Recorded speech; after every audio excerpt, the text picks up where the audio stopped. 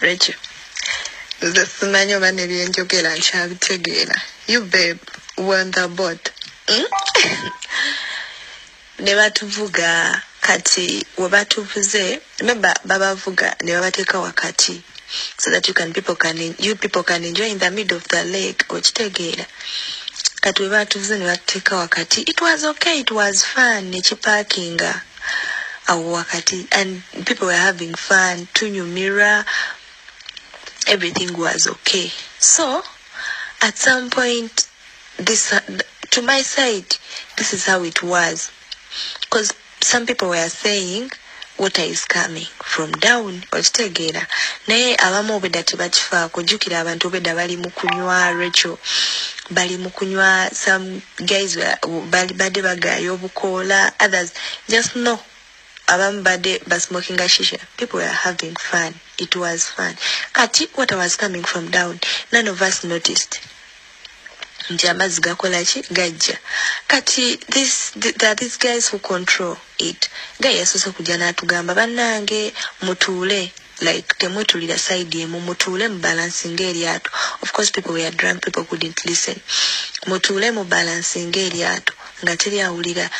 Kati gayi n'akomawo gwokubiri. N'agamba bannange temwetulira side emu mutuule mu balancing eryato. Then some lady yabadde awo n'atugamba waliwo speedboat yasoose ne tuyitako ng'eriko people who had a birthday. Nesooke tuyitako because they also had a party like us. Ne tuyitako negenda.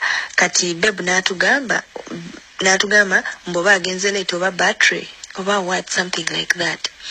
N'agenda oba she was the manager of the boat oba what, but she was big maybe on the boat. N'agenda. Rachel, nga people start. Banange, amazzi gali mu kujja, amazzi gajja, and people are looking for where the water is coming from. Nga anyway, batono abadde bakifaako, nga ne batono abakkiriza. So some guys bana bavubi. They were moving. Abali ku bwato buno butono Rachel buno bwa engine. Nga bayitawo.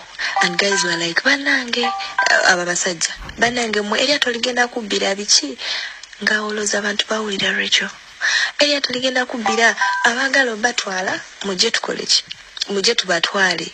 Rachel nga people are not paying attention. I told Sandra, my friend.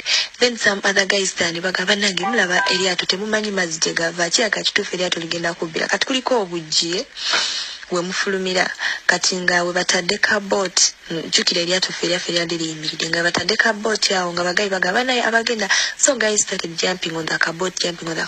Nengamba Sandra mwana gwe tulinye eryato nze nsiiba, and just know my mom was overcalling me today. Nengamba Sandra nze nsiiba ndaba abantu nga babbikira mu lyato. And then we started thinking of Titanic. Nemugamba come and we jump.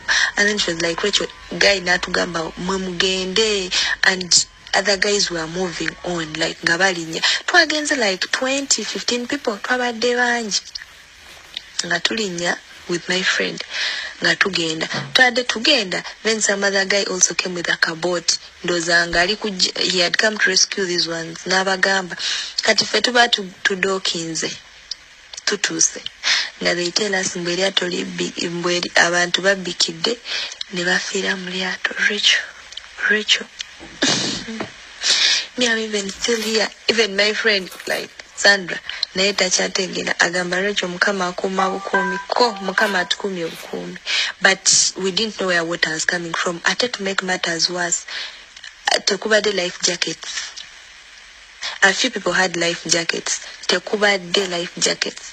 Tekubadde anything ekisobola oba rescuing ku mazzi. That's it. Kubera ne twa parkinze, I was like, banange. Some guy nabuuza tuwali life jacket nengamba nze sinalabako life jackets. Kubaddeko abantu bangi Rachel who are mob. Who are many. I think people don't listen. Kubaga yasose najja. Maybe he saw something. Naga bana imbalancing area to temutulira lyato side mga people listening. Bana imutule temuyimirira ku lyato temuzina nga people listening.